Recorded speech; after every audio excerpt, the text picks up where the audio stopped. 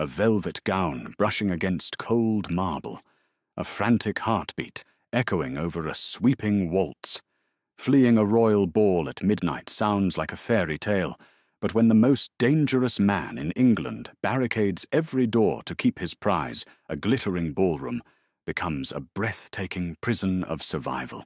The Grand Winter Ball at Chatsworth House on the 14th of November, 1874, was entirely illuminated by 5,000 beeswax candles, their golden light reflecting off the crystal chandeliers and the desperate painted smiles of the British aristocracy.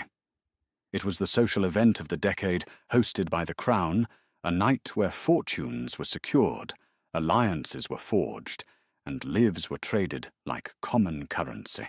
Genevieve Beauchamp stood at the edge of the sprawling dance floor, her fingers tightly gripping an intricately carved ivory fan. She wore an exquisite gown of deep emerald silk, heavily embroidered with silver thread, a garment that weighed nearly 20 pounds. It felt less like a celebration dress and more like beautiful, suffocating armor. To the casual observer, the daughter of Earl Richard Beauchamp was the picture of aristocratic perfection. She was poised, her auburn hair meticulously pinned her expression carefully neutral. But beneath the layers of silk and whalebone corset, a terrifying rebellion was brewing. She was scheduled to marry Duke Leopold Harrington of Wessex in exactly 3 days. The name alone was enough to send a shiver down the spine of the most hardened parliamentarian. Leopold was not a man who courted. He conquered. He was a nobleman of staggering wealth and legendary cruelty. Society still whispered behind their feathered fans about the sudden devastating bankruptcy of Viscount Oliver Pembroke, a man who had dared to publicly disagree with Leopold over a railroad contract.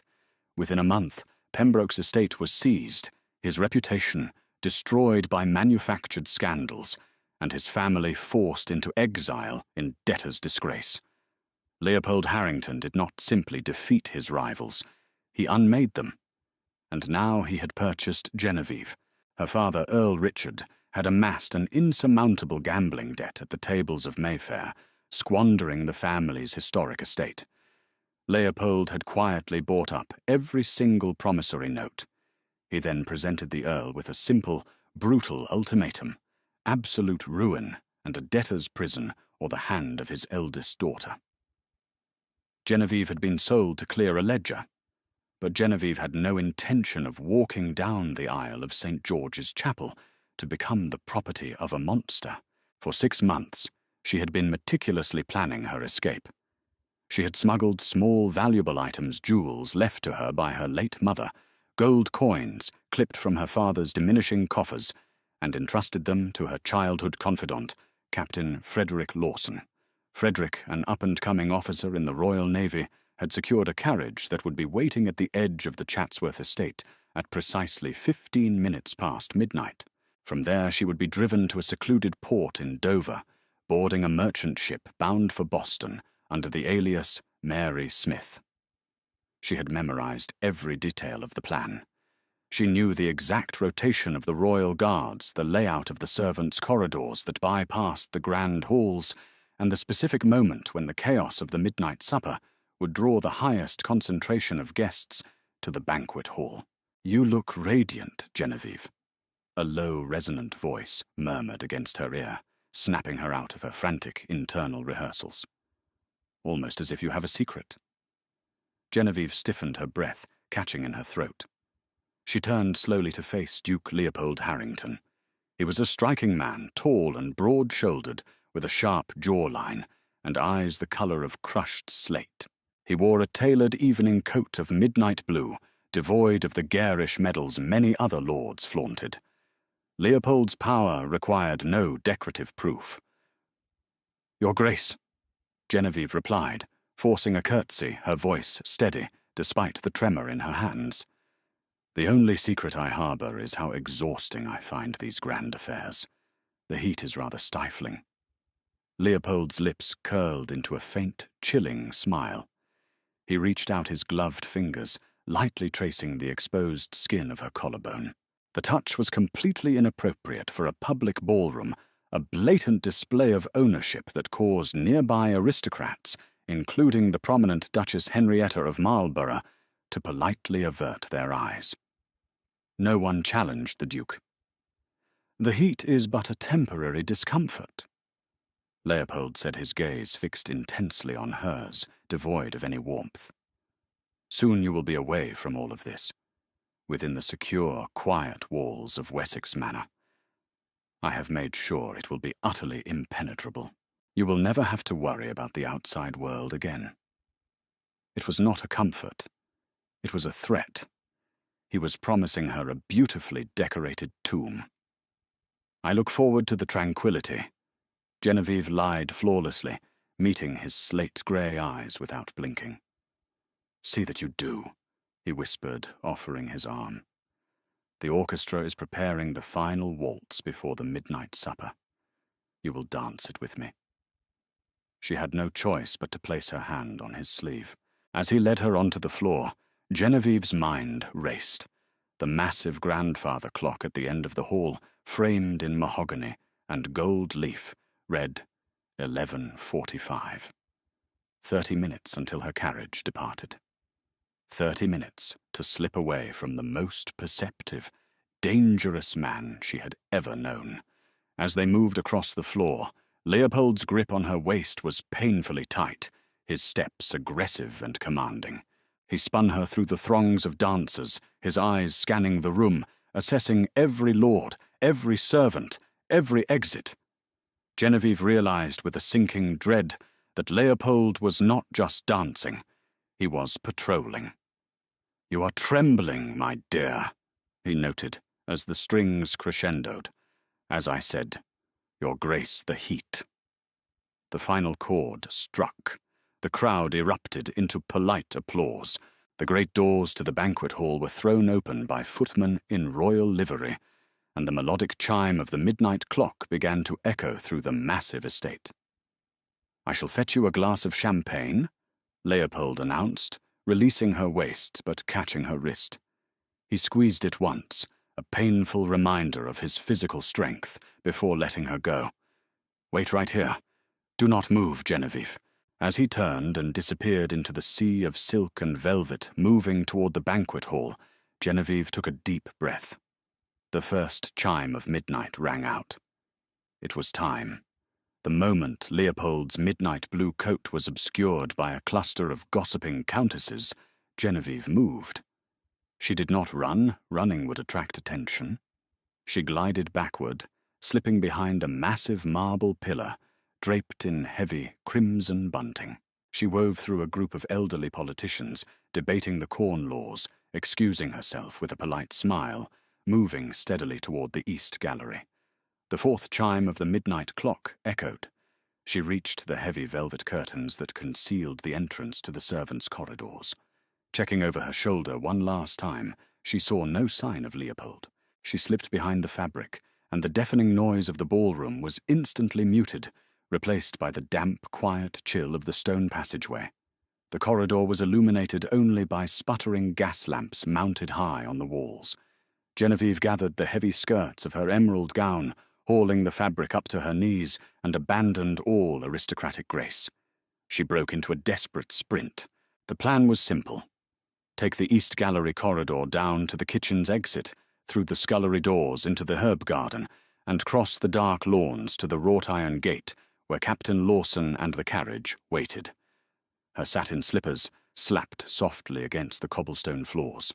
The air smelled of wood smoke and roasted meats from the kitchens below. At the end of the hall she nearly collided with a young maid carrying a stack of soiled linens.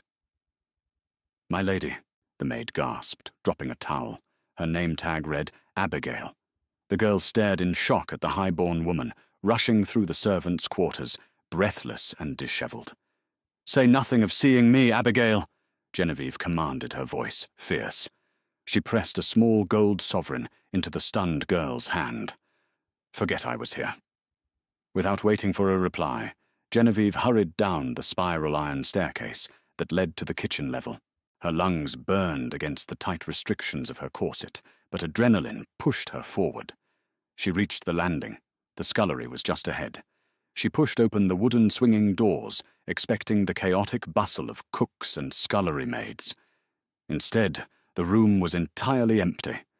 The fires in the massive hearths had been banked. The copper pots hung in eerie silence, and blocking the heavy oak doors that led to the herb garden were two massive men. They were not royal guards. They wore black woolen coats over fine-tailored suits, and pinned to their lapels was a small silver insignia, a wolf's head. The Harrington crest, Duke Leopold's private security.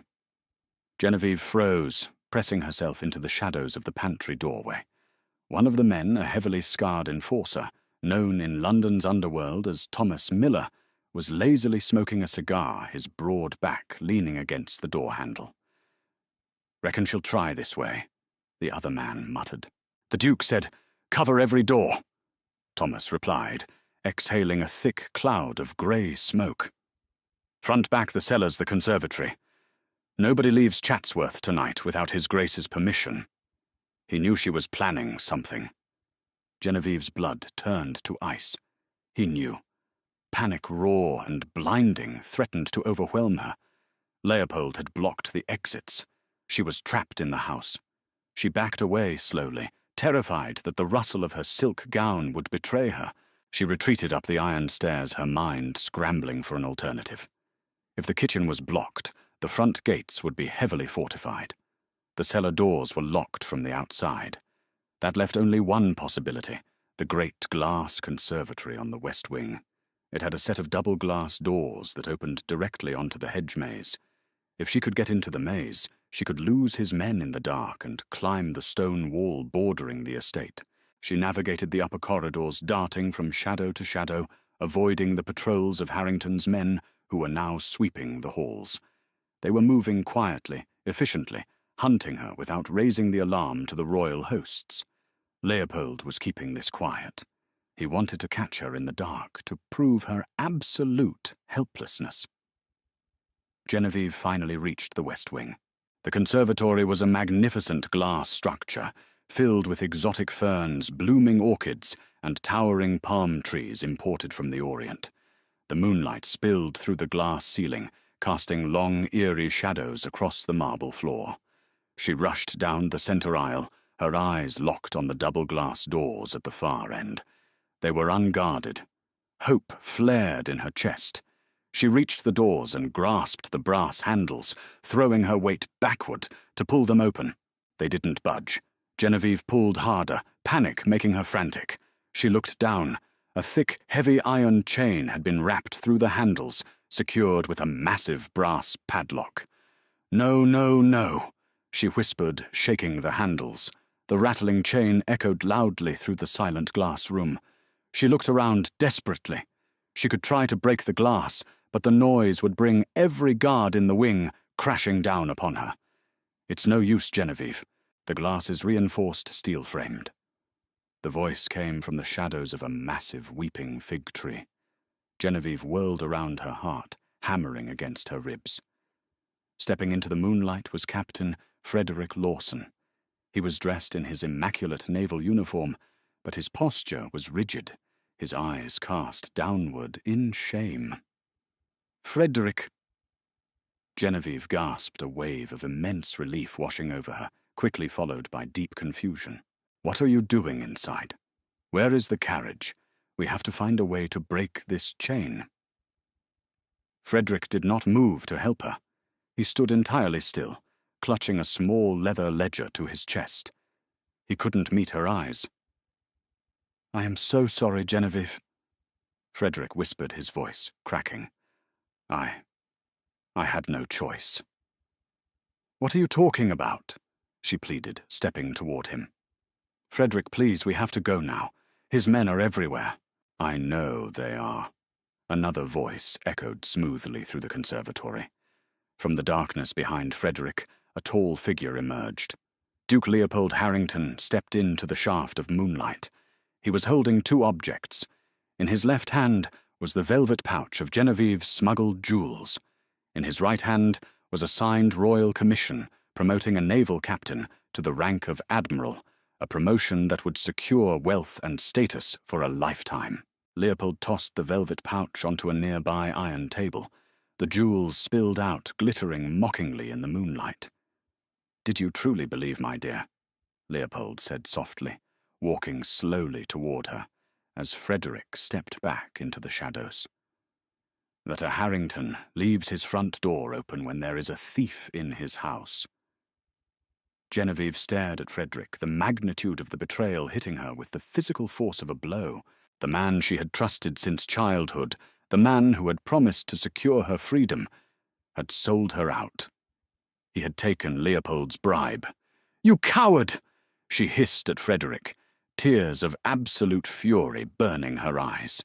Frederick flinched but said nothing, disappearing into the foliage, leaving her alone with the Duke.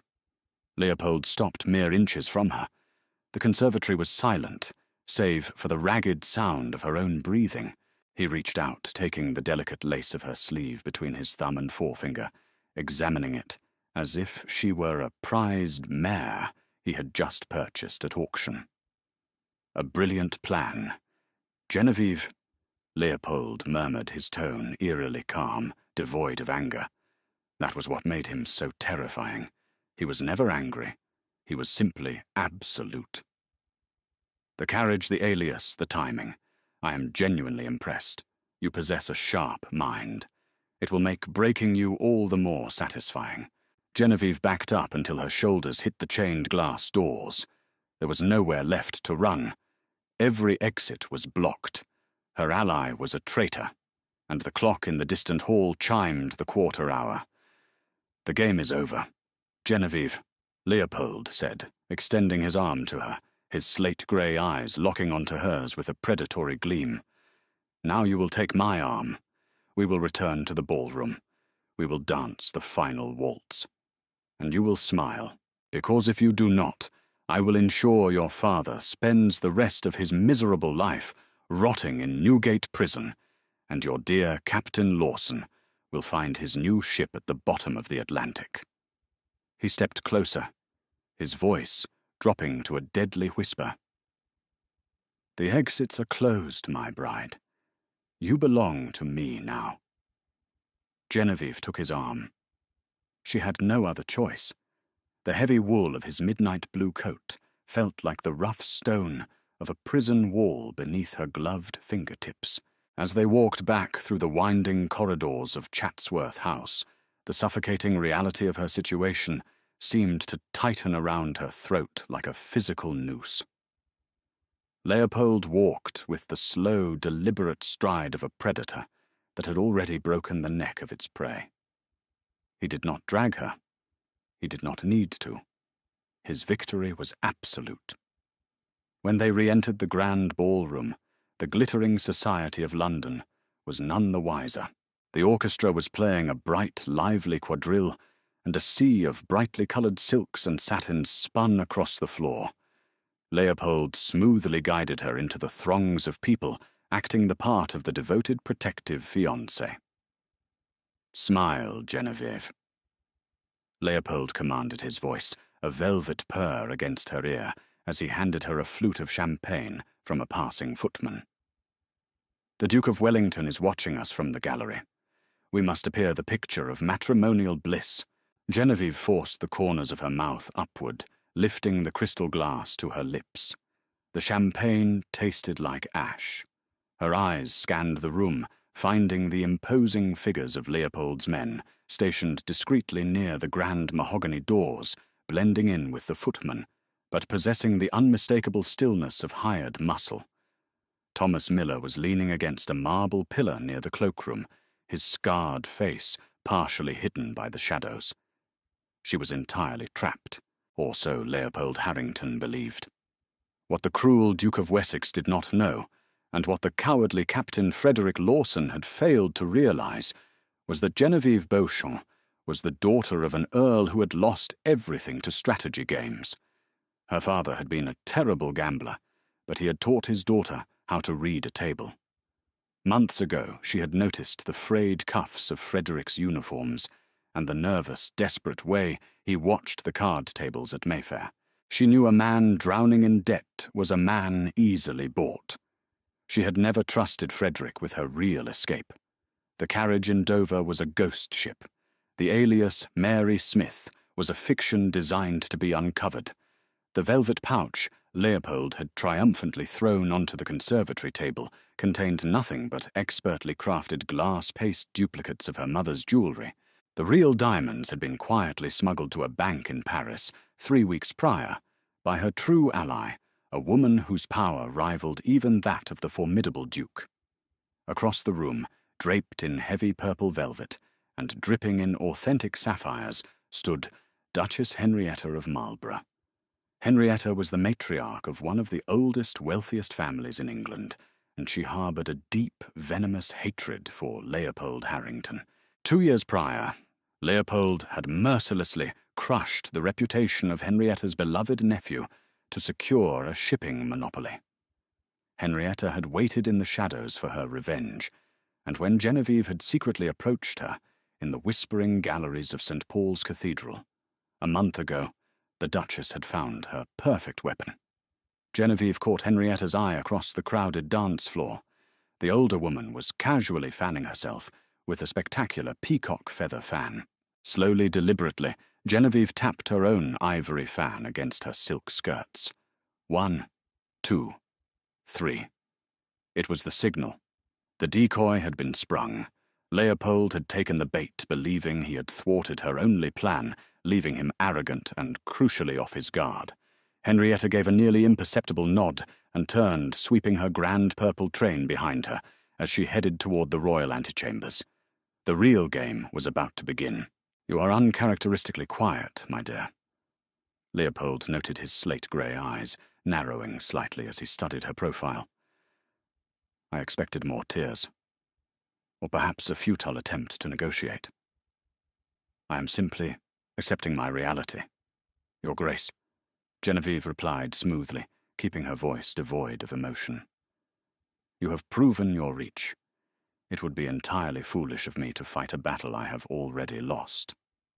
Leopold smiled a cold, satisfied expression. "Submission suits you, Genevieve. Come, the midnight supper is being served. Let us take our seats at the head table. I want everyone to see what belongs to me." The banquet hall was a masterpiece of Victorian excess. Long tables draped in white damask were weighed down by silver platters of roasted pheasant towering spun sugar sculptures and crystal bowls of exotic fruits. Genevieve sat stiffly beside Leopold at the high table, surrounded by the highest-ranking peers of the realm. As the first course of mock turtle soup was served, a sudden booming voice echoed from the adjacent antechamber, slicing through the polite clatter of silverware. "You dare accuse me, sir? You are nothing but a common street thug, wearing a gentleman's coat." The entire banquet hall fell silent. Genevieve looked toward the open double doors. Lord William Hastings, a notoriously hot-tempered parliamentarian and a close personal friend of Duchess Henrietta, was standing nose to nose with one of Leopold's disguised enforcers. "I saw you pocket those cards." Lord Hastings roared, his face flushed with theatrical fury as he threw a crystal goblet against the stone wall, shattering it to pieces. "Guards, I demand this man be searched. He is robbing the Crown's guests." The royal guards, previously stationed in the corridors, immediately flooded into the room, their hands on the hilts of their swords. Leopold's posture went rigid.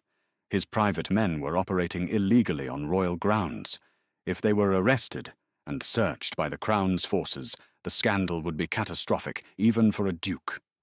"Excuse me for a moment, my dear." Leopold growled, his eyes flashing with a rare, dangerous panic.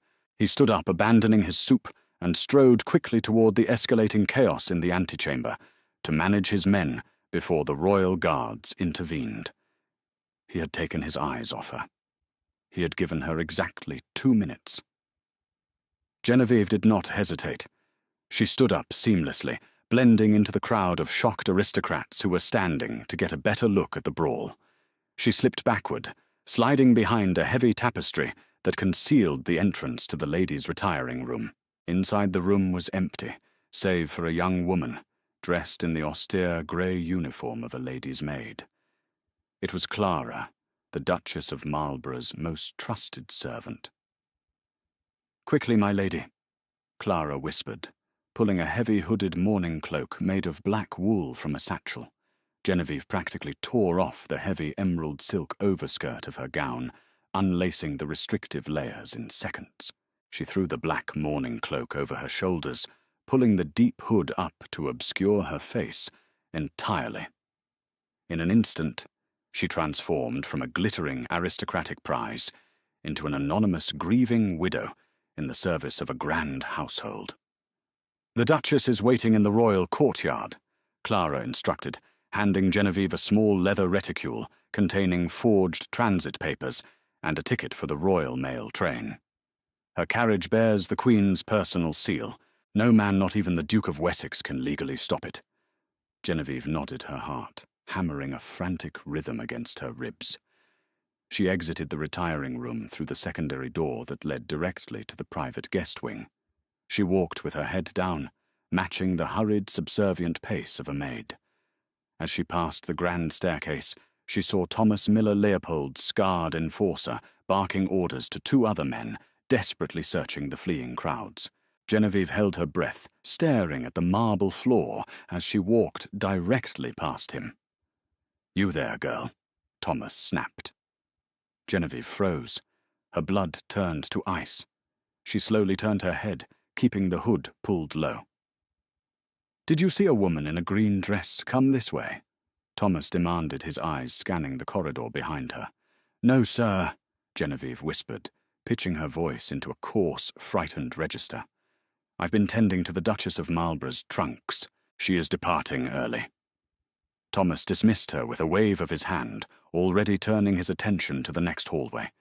Genevieve let out a shaky breath and hurried through the heavy oak doors leading to the courtyard.